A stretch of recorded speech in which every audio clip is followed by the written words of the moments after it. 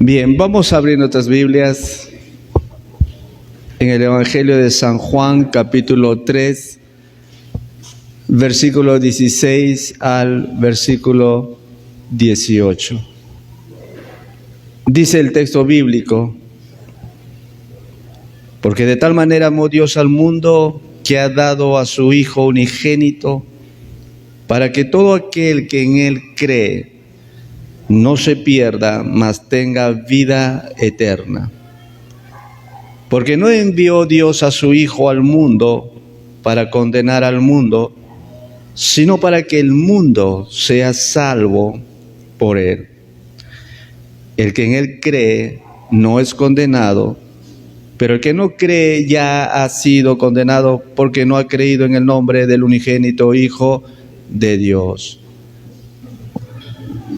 Los versículos que acabamos de leer tienen que ver con respecto al propósito de Dios hacia el hombre.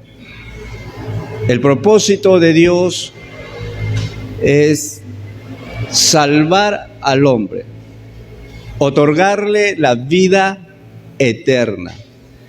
Por eso se nos dice, volvemos a leer versículo 16, porque de tal manera amó Dios al mundo que ha dado a su Hijo unigénito, para que todo aquel que en Él cree no se pierda, mas tenga vida eterna.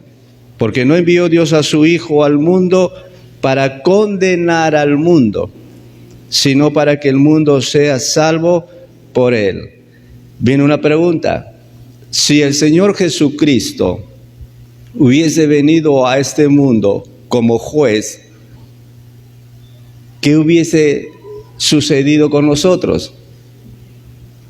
Si Jesús no hubiese venido como Salvador, sino como juez, ¿cuál hubiese sido nuestra sentencia? La condenación. Dice el versículo 17, porque no envió Dios a su Hijo al mundo para condenar al mundo, sino para que el mundo sea salvo por Él. Aquí encontramos que la intención de Dios era salvar al hombre. Por lo tanto, la salvación no requería de hacer un esfuerzo sobrehumano para hacer ciertas obras para que Dios pueda admirarse de nosotros y decirnos: por estas obras que haces, te salvo. No requería la salvación de esto, porque ya lo habíamos mencionado el domingo pasado, que la justificación, la justicia de Dios, no iba a venir por las obras de la ley, sino por la fe en Jesucristo. Y aquí en el versículo 18 vemos lo simple que es la salvación que Dios le concedió al hombre. Dice el versículo 18, el que en Él cree no es condenado. Le pregunto, ¿es complicado esto? ¿Es complicado salvarse? No, no es complicado salvarse, porque Dios hizo que la salvación fuese una salvación que sea fácil para que el ser humano tenga la oportunidad de salvarse. Siempre le decía a las personas, si la salvación tuviese un costo de $1.000.000, ¿podría usted alcanzar salvarse? Imposible, imposible. La salvación Dios la hizo tan simple, tan sencilla, para que todas las personas en el mundo fuesen salvas. Y lo único que se requiere para ser salvo, lo único que se requiere, creer. Creer en Jesús, en el Hijo. Ahora, dice aquí la Biblia, el que en Él cree no es condenado. ¿Quién es un condenado? Un condenado diríamos que es una persona a la que se le ha impuesto una pena o castigo. Diríamos que el condenado es aquella persona que ha sido castigado con una pena por haber cometido un delito. Vemos a través de las cartas del apóstol Pablo, cuando Pablo dice en cuanto a nosotros, estabais muertos en vuestros delitos y pecados. Y Pablo, escribiendo su carta a los creyentes de Roma, le dijo, por cuanto todos pecaron y están destituidos de la gloria de Dios.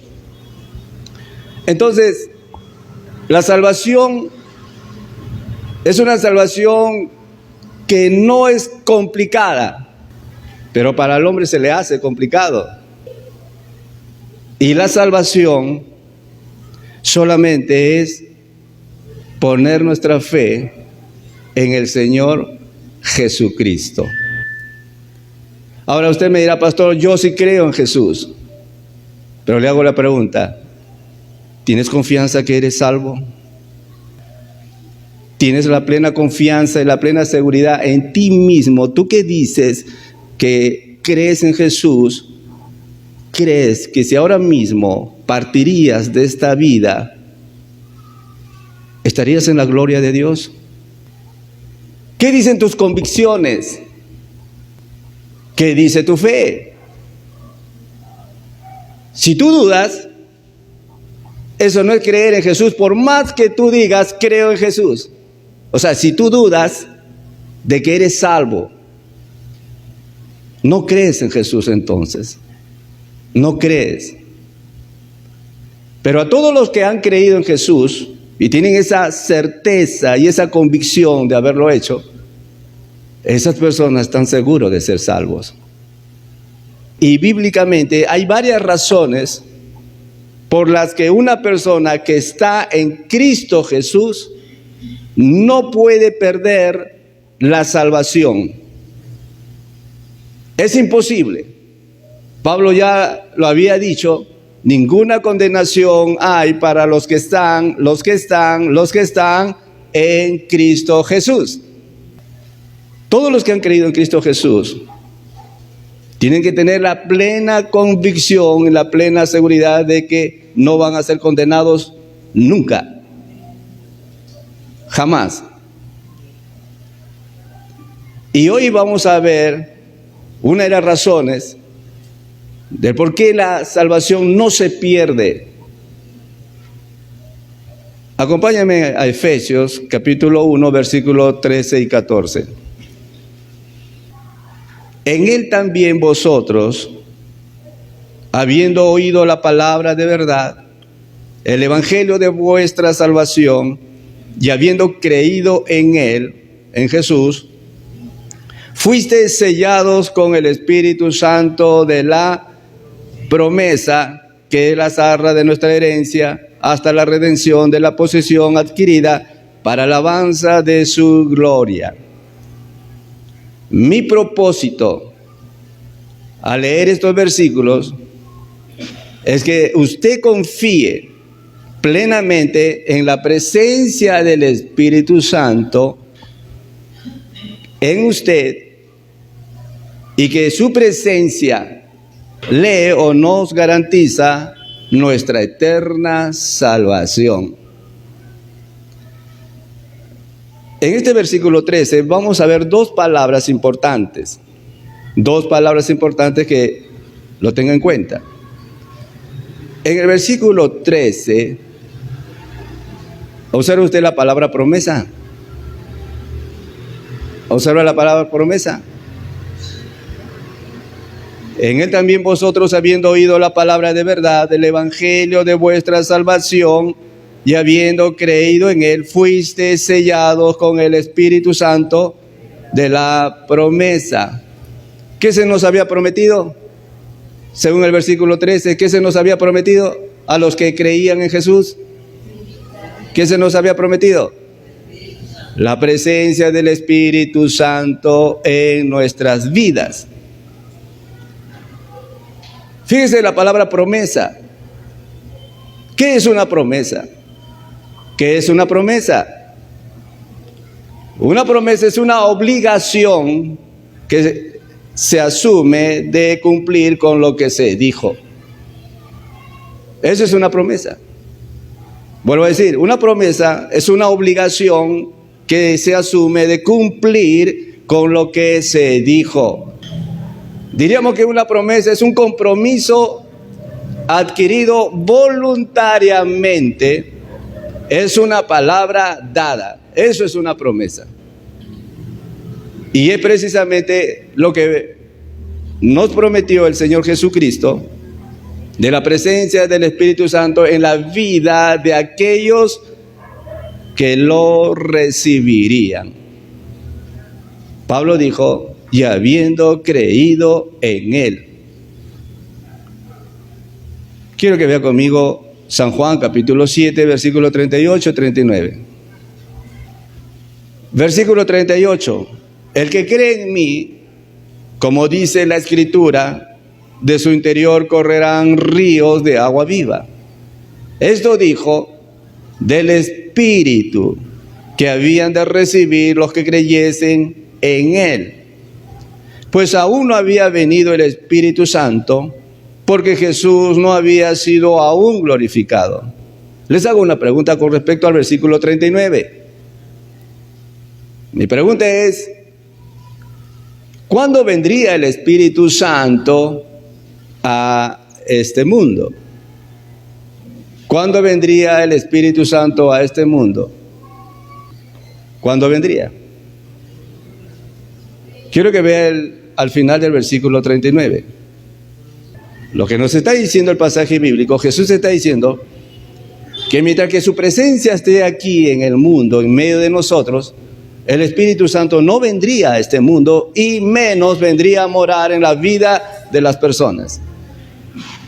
Así que el Señor Jesús nos está diciendo que para que el Espíritu Santo venga a este mundo y haga su morada en cada persona, era necesario que Jesús, era necesario que Él ascienda a los cielos y luego vendría el Espíritu Santo, solo haría su morada en aquellos que creerían en el Señor Jesucristo.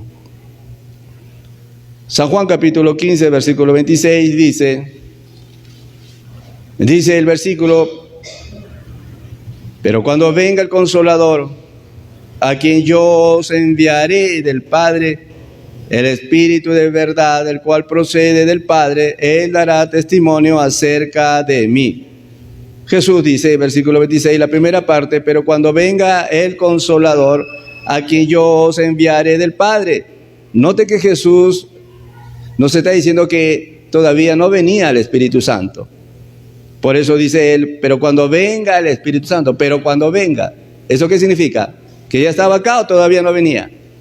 Que todavía no venía.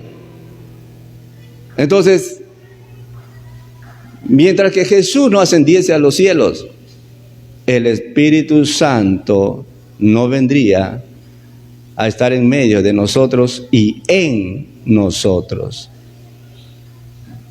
Promesa que se cumple a los que confían en Cristo como su Señor y Salvador.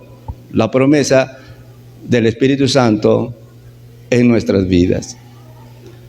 Volvamos a Efesios 1, versículos 13 y 14.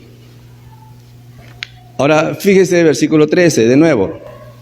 En Él también vosotros, habiendo oído la palabra de verdad, el evangelio de vuestra salvación, y habiendo creído en Él, fuisteis sellados con el Espíritu Santo en la promesa. Fuisteis. ¿En qué tiempo está? ¿En qué tiempo está? Fuisteis. ¿En qué tiempo está? En el tiempo pasado. Esta palabrita es un verbo y es importante hacer notar este verbo. Fuisteis es un verbo que representa o expresa que el hecho o suceso de tener al Espíritu Santo se nos dio en un tiempo atrás en el momento de haber creído y recibido a Jesús en nuestras vidas. Es decir, la persona del Espíritu Santo en nuestras vidas es un acto que se realizó en el pasado al creer en Jesús. Por eso Pablo dice, fuisteis. Ahora quiero que entienda bien lo que voy a decirle. El Espíritu Santo se recibe en el momento, esta palabra es muy importante que podamos observarlo. El Espíritu Santo se recibe en el momento de confiar en Cristo. Y aquí quiero que usted pueda comprender que ciertos religiosos dicen que cuando usted recibe a Cristo en su vida, dicen ellos que el Espíritu Santo no viene a morar en ese momento en usted, sino viene después. Y eso no es verdad. Y lo voy a corroborar. Fíjese, vamos a ir a Hechos capítulo 10. En el versículo 36, el apóstol Pedro está predicando a un grupo de personas que eran gentiles. Y en el versículo 36, fíjese lo que dice. Pedro está predicando y dice: Dios envió mensaje a los hijos de Israel anunciando el evangelio de la paz en medio de Jesucristo. Este es Señor de todos. Pregunto, ¿de quién ha empezado a predicar Pedro?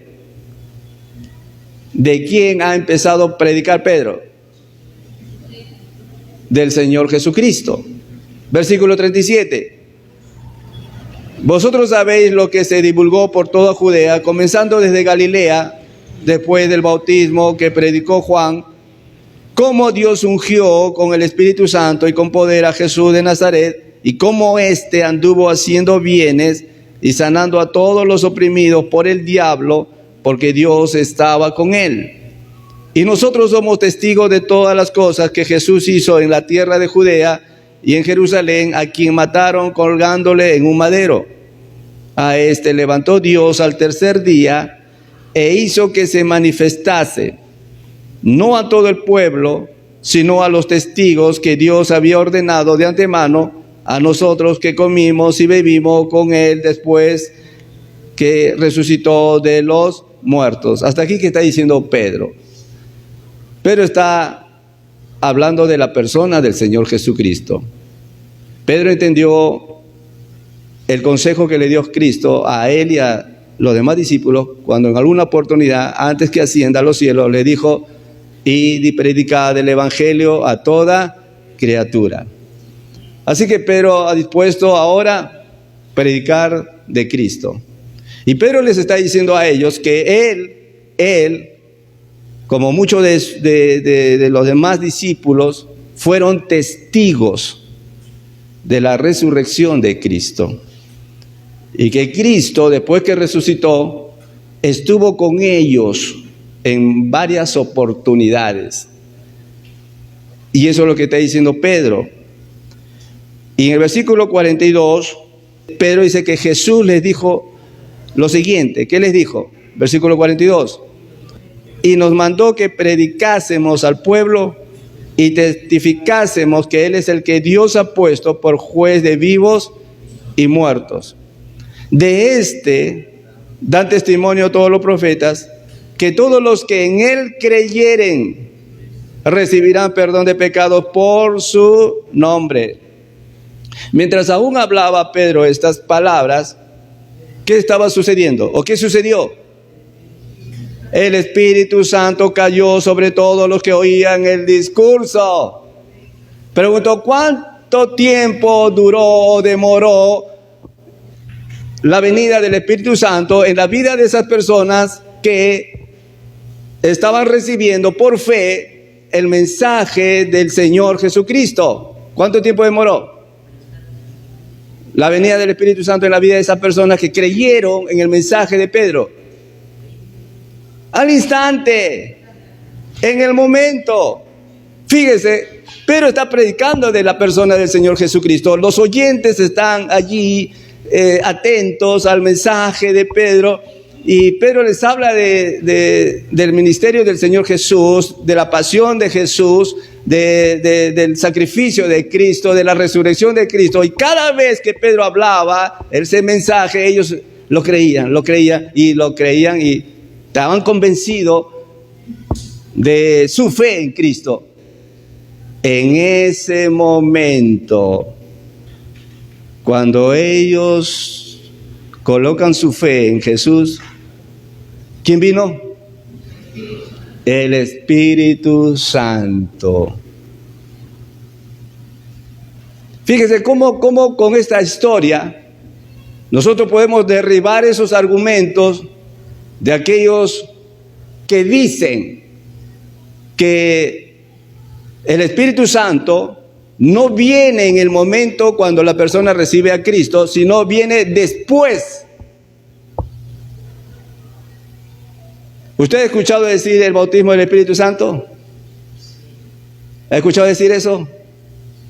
Cuando estas personas dicen el bautismo del Espíritu Santo, están diciendo que todavía tiene que haber un evento extraordinario para que venga el Espíritu Santo. Es decir, después que una persona recibió a Cristo, tienen que esperar un evento sobrenatural para que venga el Espíritu Santo. Eso no dice la Biblia. La Biblia dice que la persona que recibe a Cristo, en ese mismo momento viene el Espíritu Santo a hacer su morada en esa persona.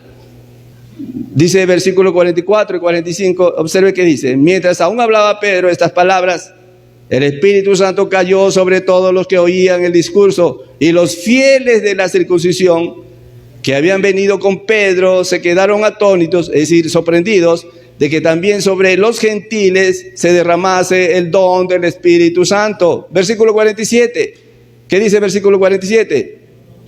Entonces respondió Pedro: ¿puede acaso alguno impedir el agua para que no sean bautizados estos que han recibido el Espíritu Santo también como nosotros? Observe lo que está diciendo el texto. Versículo 47. Entonces respondió Pedro: ¿puede acaso alguno impedir el agua? Ahora está hablando del bautismo en agua. ¿Puede acaso alguno impedir el agua para que no sean bautizados estos que han recibido el Espíritu Santo también como nosotros? Mire, algunos dicen que el Espíritu Santo viene cuando esa persona es bautizado en agua. ¿Cree que esto es verdad? ¿Cree que esto es verdad? No sé si me ha entendido lo que estoy diciendo. Algunos dicen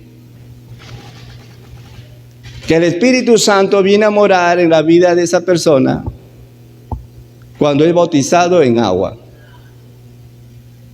¿Cree usted que esto es verdad?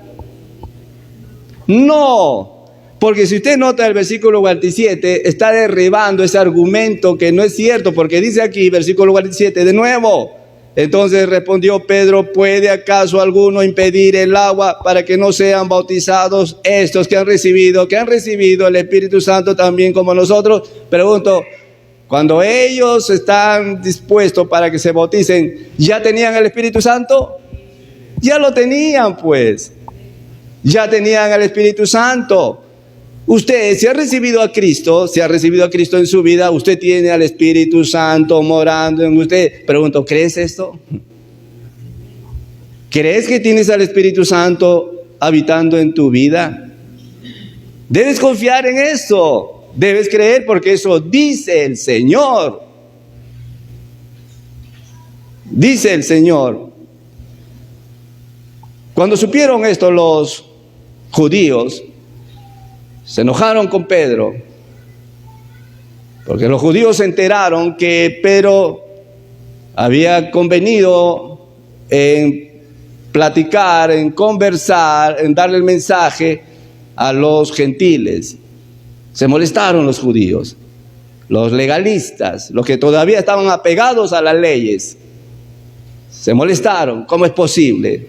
¿Cómo es posible tú, Pedro, que puedes estar conviniendo o teniendo comunión con los gentiles? Porque recuerden que los judíos tenían un concepto negativo de los gentiles. Lo llamaban inmundos, lo llamaban pecadores. Y Pedro les va a explicar a ellos lo siguiente.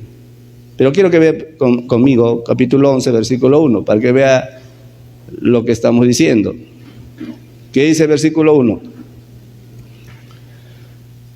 Oyeron los apóstoles y los hermanos que estaban en Judea que también los gentiles habían recibido la palabra de Dios. Y cuando Pedro subió a Jerusalén, disputaban con él los que eran de la circuncisión, diciendo: ¿por qué has entrado en casa de hombres incircuncisos y has comido con ellos? Le están increpando a Pedro, están enojados con Pedro, están molestos con Pedro, porque le dicen: ¿cómo es posible que has entrado en casa de hombres incircuncisos? O sea, hombres pecadores, hombres que no son considerados como pueblo de Dios, incircuncisos. ¿Y cómo has comido con ellos? Pero Pedro les explica por qué lo hizo. Versículo 4. Entonces comenzó Pedro a contarles por orden lo sucedido, diciendo: estaba yo en la ciudad de Jope orando y vi en éxtasis una visión, algo semejante a un gran lienzo que descendía, que por 4 puntas era bajado del cielo y venía hasta mí. Cuando fijé en él los ojos, consideré y vi cuadrúpedos terrestres y fieras y reptiles y aves del cielo. Y oí una voz que me decía: levántate, Pedro, mata y come. Y dije: Señor, no, porque ninguna cosa común o inmunda entró jamás en mi boca. Entonces la voz me respondió del cielo por segunda vez: lo que Dios limpió,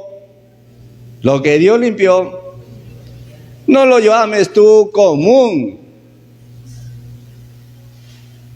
Note lo que está diciendo la historia. Los judíos están molestos con Pedro. ¿Por qué has entrado en casa de hombres incircuncisos y has comido con ellos? Y Pedro les explica a ellos por qué lo hizo. Él les dice a estos judíos que le reprochaban, les dice que un día él estaba orando ante la presencia de Dios. Y él dice: y vi un éxtasis, es decir, vi una visión. Y él dice: vi como un lienzo grande. Un lienzo es como un cuadro grande. Un cuadro grande, y en ese cuadro grande Dios me mostró animales. Animales que los judíos consideraban inmundos. Y Dios le dijo a Pedro en esa visión, le dijo: levántate, Pedro, mata y come. Y Pedro le dice al Señor, al ver esos animales inmundos, le dice: Señor, no, porque ninguna cosa común o inmunda entró jamás en mi boca. ¿Por qué le hizo Dios ver en ese lienzo, en ese cuadro, animales que eran considerados por los judíos inmundos? Y le dice: levántate, mata y come. Esto de levántate y come, lo que le está diciendo Dios a Pedro: Pedro, tú tienes que recibir a lo que tus hermanos judíos lo aborrecen. Los judíos aborrecían comer para ellos cosas inmundas. Pero Dios le hace presentar a Pedro esos animales inmundos que eran rechazados por los judíos, y esos animales inmundos representaban ¿a quiénes? A los gentiles. A los gentiles representaban. Entonces, cuando Dios le dice: levántate, mata y come. En otras palabras le está diciendo: Pedro, aunque los demás ahora rechacen a estos animales que lo consideran inmundos, tú no lo rechaces, acéptalo, porque lo que Dios limpió, ya no lo llames tú inmundo. No lo llames, porque yo ya lo limpié, haciendo referencia a Dios, que Él limpió ya a los gentiles también, y que los gentiles tienen la opción, tienen la oportunidad también de alcanzar la salvación. Eso es lo que le está diciendo Dios a Pedro. Es como a nosotros. De repente un judío no se juntaría con nosotros, porque para el judío nosotros, los gentiles, somos pecadores. Pero Dios le diría a ese judío: levántate y habla a los gentiles. Anda y camina hacia ellos y háblales del evangelio, porque yo a ellos también ya les di la oportunidad para que alcancen la salvación. Cuando Pedro le escucha lo que le dice Dios: levántate, mata y come, y Pedro le dice: no, Señor, porque ninguna cosa común o inmunda entró jamás en mi boca. Entonces la voz me respondió del cielo por segunda vez: lo que Dios limpió, no lo llames tú común. Dios ya nos limpió a nosotros los gentiles, para que ahora nosotros tengamos la oportunidad de recibir por fe a la persona del Señor Jesucristo.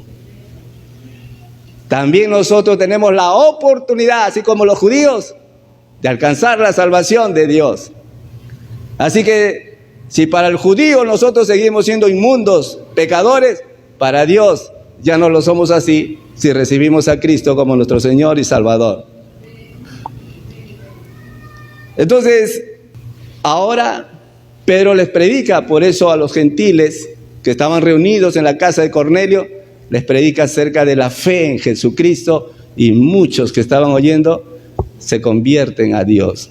Pero en ese momento que están escuchando el mensaje de Cristo y lo creen, viene a morar inmediatamente el Espíritu Santo. Y vea conmigo de nuevo la historia. Voy al versículo 11. Y esto se hizo 3 veces, y volvió todo a ser llevado arriba al cielo. Y he aquí, luego llegaron 3 hombres a la casa donde yo estaba, enviados a mí desde Cesarea. Y el Espíritu me dijo que fuese con ellos sin dudar. Fueron también conmigo estos 6 hermanos, y entramos en casa de un varón, quien nos contó cómo había visto en su casa un ángel que se puso en pie y le dijo: envía hombres a Jope y haz venir a Simón, el que tiene por sobrenombre Pedro. Él te hablará palabras por las cuales serás salvo tú y tu casa. Cornelio fue ese varón que está contando Pedro, que había mandado una comisión para que le digan a Pedro, donde él estaba residiendo, le digan: Pedro, Cornelio me ha enviado de parte de Dios que vayas a su casa. Eso está contando Pedro. Y Pedro dice: yo obedecí y llegué a la casa de Cornelio. ¿Qué le había dicho Dios a Cornelio con respecto a Pedro? Versículo 14, ¿qué le había dicho? Él te hablará palabras por las cuales serás salvo tú y toda tu casa. Dios tenía planeado salvar ¿a quién? A Cornelio y a toda su casa. Y ya Dios lo tenía planeado. Entonces Pedro llega a la casa de Cornelio y le habla acerca del evangelio de Cristo, y dice versículo 15, y cuando comencé a hablar, cayó el Espíritu Santo sobre ellos también, como sobre nosotros al principio. Ahí está, Pedro corroborando de nuevo acerca de que cuando él estaba dando el mensaje del evangelio, los oyentes, al creer ese mensaje, recibieron a Jesús, y en ese momento vino el Espíritu Santo a sus vidas. No tardó mucho. Fue en ese momento, al instante. Y en el versículo 16 dice: entonces me acordé de lo dicho por el Señor cuando dijo: Juan ciertamente bautizó en agua, mas vosotros seréis bautizados con el Espíritu Santo. Le pregunto, ¿en qué momento somos bautizados con el Espíritu Santo? ¿En qué momento somos bautizados con el Espíritu Santo? Cuando en ese mismo momento aceptamos a Cristo como nuestro Señor y Salvador. Pero fíjense que esta palabra bautizados en el Espíritu Santo tiene una mala interpretación en muchos creyentes.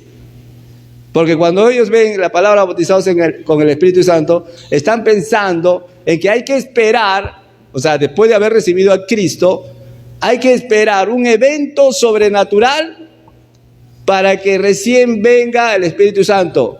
A ese evento que ellos dicen que hay que esperar después de recibir a Cristo, le llaman ellos el bautismo del Espíritu Santo. Y eso no es así.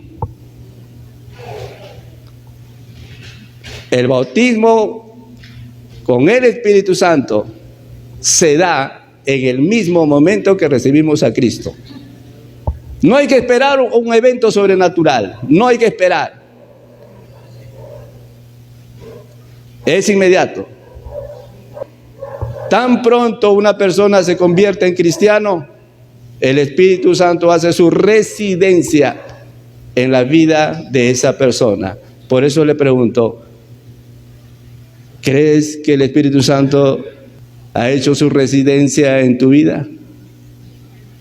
¿Tienes confianza en esto? Vayamos de nuevo a Efesios capítulo 1, versículos 13 y 14. Dice: en él también vosotros, habiendo oído la palabra de verdad, el evangelio de vuestra salvación, y habiendo creído en él, fuisteis sellados. Ojo con esta palabra, sellados con el Espíritu Santo, la promesa, que es las arras de nuestra herencia. La otra palabra es arras. El apóstol Pablo usa dos palabras que hay que tomar en cuenta. La palabra sellados y la otra palabra es arras. Sellados y arras. Vamos a empezar con la imagen del sello, porque Pablo dice sellados, ¿no es cierto?, con el Espíritu Santo de la promesa. Vamos a empezar con esta palabra sello y después hablamos de las arras para terminar ahí. El uso del sello siempre involucraba dos ideas específicas. El uso del sello siempre involucraba dos ideas específicas. La primera idea es que el sello confirmaba a quién le pertenece el edicto o la orden. En primer lugar, el sello indicaba, señalaba propiedad o pertenencia. Cuando queremos asegurarnos sobre la procedencia y la veracidad de un documento, prestamos atención al sello que lleva impreso. Al ver el sello en el documento, sabemos a quién le pertenece y que es fidedigno, es decir, es confiable y auténtico. Vuelvo a decirle, présteme atención, vuelvo a decirle, cuando queremos asegurarnos sobre la procedencia y la veracidad de un documento, prestamos atención al sello que lleva impreso, o sea, que lleva grabado. Ese sello que está estampado en la hoja, le prestamos atención. Al ver el sello en el documento, sabemos a quién le pertenece y que ese sello es confiable, es creíble ese sello y es auténtico. Cuando el apóstol Pablo dice que somos sellados con el Espíritu Santo, La presencia del Espíritu Santo verifica, confirma que somos propiedad de Dios. Por eso dice Pablo que habiendo creído en Él, somos sellados. Esta palabra, cuando dice sellados con el Espíritu Santo, significa que cuando Dios ve en nosotros a la persona del Espíritu Santo, Dios dice, Él me pertenece. Ella me pertenece. Cuando Dios ve al Espíritu Santo habitando en nuestra vida, Dios declara y dice, Él es de mi propiedad. Ella es de mi propiedad. Eso es lo que está diciendo Pablo. Cuando Dios mandó al Espíritu Santo a tu vida, era y es la marca de que le perteneces a Él. La segunda idea en cuanto al sello, quiero que vean conmigo Esther capítulo 8, versículos 1 al 8. Vamos a leer, dice, versículo 1. El mismo día el rey Asuero dio a la reina Esther la casa de Amán, enemigo de los judíos, y Mardoqueo vino delante del rey, porque Esther le declaró lo que él era respecto de ella. Y se quitó el rey el anillo que recogió de Amán y lo dio a Mardoqueo, y Esther puso a Mardoqueo sobre la casa de Amán. Volvió luego Esther a hablar delante del rey y se echó a sus pies, llorando y rogándole que hiciese nula la maldad de Amán agageo y su designio que había tramado contra los judíos. Entonces el rey extendió a Esther el cetro de oro, y Esther se levantó y se puso en pie delante del rey. Y dijo, si place al rey, y si he hallado gracia delante de él, y si le parece acertado al rey, y yo soy agradable a sus ojos, que se dé orden escrita para revocar, o sea, para anular las cartas que autorizan la trama de Amán, hijo de Amadeta, agageo, que escribió para destruir a los judíos que están en todas las provincias del rey. Porque ¿cómo podré yo ver el mal que alcanzará a mi pueblo? ¿Cómo podré yo ver la destrucción de mi nación? Respondió el rey Asuero a la reina Esther y a Mardoqueo el judío. He aquí yo he dado a Esther la casa de Amán, y a él han colgado en la horca, por cuanto extendió su mano contra los judíos. Escribid, pues vosotros a los judíos, como bien os pareciere, en nombre del rey, y sellarlo con el anillo del rey, porque un edicto que se escribe en nombre del rey y se sella con el anillo del rey, no puede ser revocado. ¿Qué nos enseña esta historia en cuanto al sello? Ahora fíjese de nuevo, versículo 8. Escribid pues vosotros a los judíos, como bien os pareciere, en nombre del rey, y selladlo. Ahí está el sello. ¿Con qué iban a sellarlo? Y sellarlo con el anillo del rey, porque un edicto, o sea, una orden que se escribe en nombre del rey y se sella, fíjese, está la palabra sello, y se sella con el anillo del rey, no puede ser, ¿qué cosa? No puede ser revocado. ¿Qué es revocado? Que no puede ser invalidado, no puede ser suprimido, no puede ser anulado, no puede ser. Esto es que el sello confirmaba que el veredicto, que la orden que se estaba dando fuese irrevocable. El anillo daba ese concepto. El sello del anillo hacía que la orden o el veredicto del rey no fuese o no pudiese ser invalidado, no pudiese ser anulado, no pudiese ser derogado. Incluso antiguamente era imposible borrar el sello del rey. Imposible. El Espíritu Santo, escuche bien esto, el Espíritu Santo es ese sello inquebrantable, inamovible en nuestras vidas. Eso significa que el Espíritu Santo estará ahora y para siempre. Nadie puede en esta vida hacer que el Espíritu Santo salga de nuestras vidas. ¿Qué implicaba el sello del rey? Que no podía ser revocado. El sello está allí. Ahí está.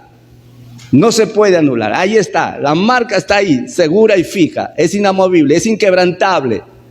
El Espíritu Santo que mora en nosotros está dentro de nosotros y nadie puede anular, nadie puede borrar, nadie puede suprimir la presencia del Espíritu Santo en nuestras vidas. El Espíritu Santo está en nosotros y nadie lo puede suprimir, nadie. Así como el sello del rey, como dijo el rey en cuanto a su anillo, dijo, si se sella con el anillo del rey, no puede ser revocado, no puede ser. Y la presencia del Espíritu Santo es lo mismo. Dios nos dio su Espíritu Santo y nadie puede anular, nadie puede quitar de nosotros los creyentes al Espíritu Santo que mora en nosotros ahora y para siempre. ¿Eso da seguridad a nuestra salvación o no?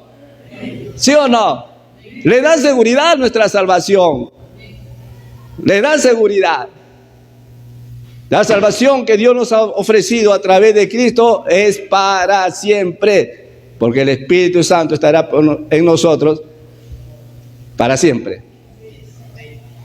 Lo dijo Jesús, San Juan capítulo 14, versículo 16. ¿Qué dijo el Señor Jesucristo? Y yo rogaré al Padre y os dará, versículo 16, y yo rogaré al Padre y os dará otro consolador para que esté con vosotros. ¿Hasta cuándo? Para siempre. Para siempre. Mire, cuando Dios nos da su Espíritu Santo, es como si Él nos estampara con un sello que dice, esta persona me pertenece y es ciudadano auténtico de mi reino divino y parte de mi familia. Amén. Amén. Así que el ser sellados por Dios con su Espíritu Santo asegura categóricamente nuestra salvación. Hemos visto la palabra sellados y voy a terminar con la palabra arras. Volvamos a Efesios capítulo 1 versículo 13 y 14. Voy a leer los dos versículos. Dice el texto bíblico, en él también vosotros, habiendo oído la palabra de verdad, el evangelio de vuestra salvación, y habiendo creído en él, fuisteis sellados con el Espíritu Santo de la promesa. Y hablando del Espíritu Santo, ¿qué dice Pablo? Versículo 14. Hablando del Espíritu Santo, Pablo dijo que es las arras de nuestra herencia hasta la redención de la posesión adquirida para alabanza de su gloria. Pablo no solamente dice que somos sellados con el Espíritu Santo de la promesa, sino también dice que por medio del Espíritu Santo, o el Espíritu Santo es las arras de nuestra herencia. ¿Qué es arras? En realidad, arras, en el concepto antiguo, era un término comercial. Esta palabra arras se refería originalmente a un pago inicial, a una cuota inicial para asegurar la ejecución de una compra. Es decir, las arras son un anticipo monetario, o podríamos decir que es un adelanto monetario que permiten reservar un bien inmueble o mueble. Quiero que piensen en la palabra cuota inicial. Piensen en esa palabra. Arras es ese término comercial que es cuota inicial, o puede llamarlo usted también un pago inicial. Por ejemplo, si usted va a una tienda de artefactos y desea comprar una refrigeradora y el vendedor le dice, sepárelo con una cuota inicial. Le pregunto, al pagar la cuota inicial, ¿qué garantiza? ¿Qué garantiza? Fíjese lo que estoy diciendo en el ejemplo. Usted va a una tienda de artefactos y le gustó el modelo de esa refrigeradora o de ese televisor. Usted no tiene el dinero completo, pero el vendedor le dice a usted, señora o señor, ¿le gustaría adquirir este artefacto? Usted dice sí, pero no tengo ahorita todo el concepto del dinero. Y el vendedor le dice, no se preocupe, señor o señora. Lo puede hacer una cuota inicial, un pago adelantado. Cuando le dice eso la persona, o cuando le dice el vendedor aquello, le pregunto, al pagar la cuota inicial, ¿qué garantiza? ¿Qué garantiza? Claro. Usted está diciendo que el producto ya me pertenece. Es decir, ese contrato de arras, ese contrato de que usted ha pagado la cuota inicial por la compra de su artefacto, diría que garantiza dos cosas. La primera es que el pago inicial le garantiza que el artefacto o la refrigeradora está reservada, está separada para usted. Es como si ya fuese suya, como si fuese de su propiedad, ¿no es cierto? Es como que si ese producto o ese artefacto ya le pertenece por el simple hecho de haber hecho un adelanto de pago. ¿Entendido? Eso es arras. Es ese adelanto que usted hace de pagar una cuota inicial por el producto que usted quiere adquirir. Y ese adelanto significa, en términos comerciales, que esa refrigeradora o ese televisor ahora le pertenece. Pero lo segundo que garantiza es que el pago inicial garantiza que se cumplirá con el dinero que se resta de la compra del artefacto y el cumplimiento de la entrega. ¿Está de acuerdo? Claro que sí, porque cuando usted hace un pago adelantado, un anticipo con unas monedas para reservar el producto, usted está dando un mensaje que el resto de lo que falta cancelar está en la obligación, en el deber de cumplir con el pago total. Está con el derecho de cancelación del producto al cual usted quiere adquirirlo. y que esa cuota inicial hace posible que a futuro se le va a entregar el producto. ¿Está de acuerdo con esto? El pago inicial da a entender que a futuro será entregado el producto. Las arras o la cuota inicial nos asegura, nos garantiza el cumplimiento a futuro del bien adquirido. De igual manera, escuche bien, de igual manera, el Espíritu Santo es como la cuota inicial que nos garantiza a futuro nuestra participación en los lugares celestiales en Cristo. Eso nos garantiza la presencia del Espíritu Santo. Es como la cuota inicial, o es es el anticipo, es el adelanto que nos garantiza que en el tiempo futuro nuestra participación en los lugares celestiales en Cristo está garantizado. Es un hecho, es una realidad. Así como usted al dar esa cuota inicial, ese pago adelantado, ¿sí?, a futuro ya es suyo, ya le pertenece. Así también la presencia del Espíritu Santo en nuestra vida garantiza, son esas arras, esa cuota inicial, ese adelanto, ya, desde ya que somos parte del reino de los cielos. Así es lo que nos explica Pablo. De nuevo, versículo 14. Que es las arras de nuestra, ¿qué cosa? De nuestra herencia. ¿Qué herencia? ¿De qué herencia está hablando Pablo? ¿De dinero? ¿De plata? No, de nuestra herencia, de nuestra participación en la gloria del Padre, en la gloria de Dios. De eso está hablando Pablo.